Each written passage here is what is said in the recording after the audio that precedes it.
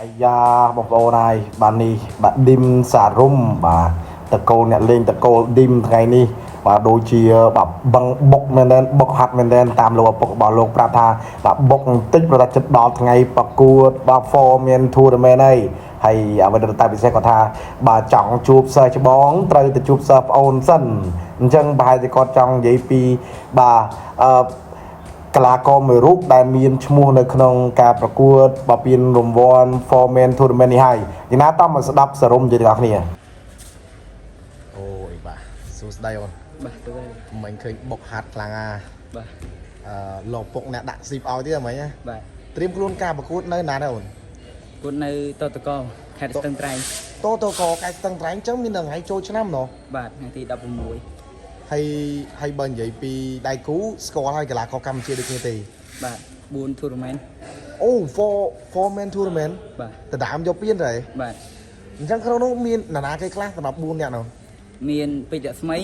ច័ន្ទសិលានិងរិទ្ធីវិរៈ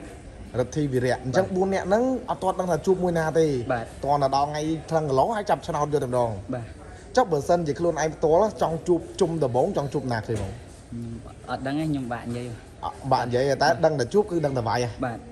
ចំពោះសមត្ថភាពកីឡាករ3រូបផ្សេងទៀតដែលជាដៃគូនៅក្នុង Foreman Tournament ដែលរៀបចំនៅពេលចូលឆ្នាំហ្នឹងណាបងគិតថាកីឡាកររូបណាដែលពិបាកអាចនិយាយថាតាំងបើសិនជាជួបបាទនៅហ្នឹងមាន2ពេជ្ររស្មីនិងច័ន្ទសិលាពេជ្ររស្មីហើយនិងច័ន្ទសិលាគាត់ល្អបើនិយាយពីការចូលរួមការប្រកួតបដាល់ឧទាហរណ៍បើសិនជាពេជ្ររស្មីហើយនិងច័ន្ទសិលាហ្នឹងពេជ្ររស្មីច័ន្ទសិលាហ្នឹងគាត់សិស្សច្បងអនឡាញឬក៏ទៅតំណាលប្រហែលគ្នាបាទពេជ្ររស្មីសិស្សប្អូនខ្ញុំហើយបាទច័ន្ទសិលាសិស្សច្បងអូឥឡូវចេះគីឡូថាបងប្អូនយើងអត់ទាន់ដឹងថាណៃប្រកួតប្រមាណប្រកួតអីចឹងមានដឹងតែខ្លួនឯងបច្ចុប្បន្នប្រកួតប្រមាណឆ្នាំប្រមាណចាញ់បានខ្ញុំប្រកួតបាន20ដងចាញ់មួយស្មើមួយឈ្នះ18អូប្រវត្តិល្អហើយអ្វីដែលតាន់ល្អនោះគឺមកដល់ពេលបច្ចុប្បន្នណៃអាចដែលបានពានរង្វាន់អីចូលក្លឹបឬក៏ជូនលោកឪពុកដែលតែងតែកាន់ស៊ីបជូនខ្លួនឯងហ្នឹងបានមួយបងបានពានជាតិ Fighter របស់លោកញ៉ាស្រីយ៉ាន់ថនបាទជាអូពានហ្នឹងក៏ជាពានដែលការប្រកួតដល់នេះដែរហើយក៏ឥឡូវនេះកំពុងតែក្រងខាតមួយដែរណោះបាទ